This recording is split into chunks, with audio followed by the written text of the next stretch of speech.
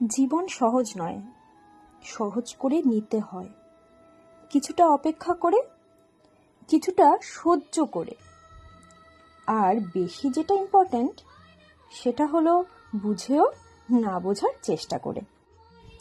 Welcome সবাইকে।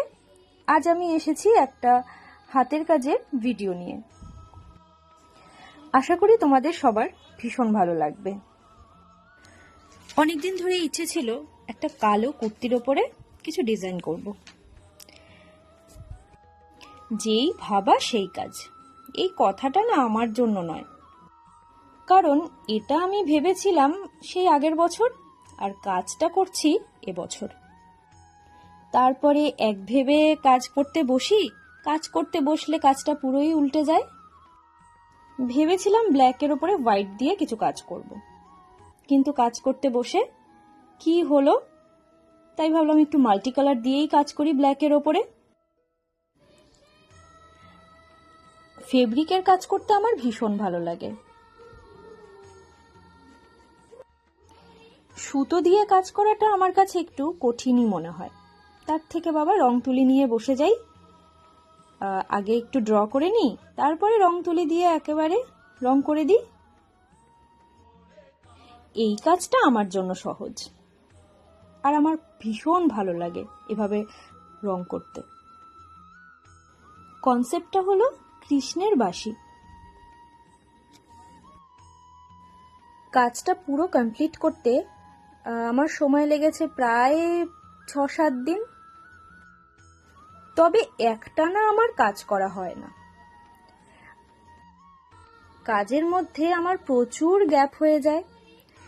হয়তো 2 দিন পর কি 1 দিন পর আমি আবার কাজটা নিয়ে বসি। কৃষ্ণের বাঁশি আঁকবো আর ময়ূরের পালক আঁকবো না, সেটা তো হতে পারে না।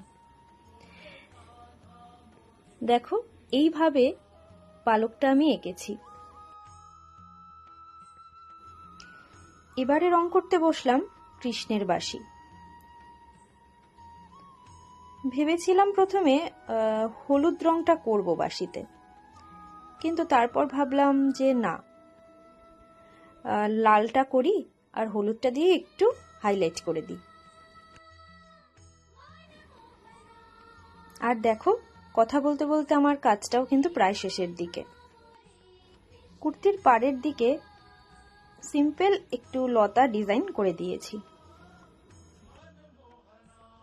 কাজটা পুরো কমপ্লিট। এবারে একটু নিজে রেডি হয়ে তোমাদেরকে দেখাবো, চলো।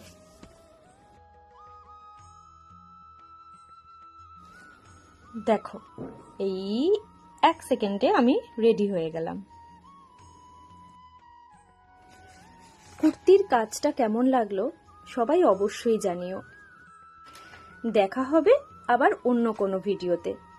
টাটা।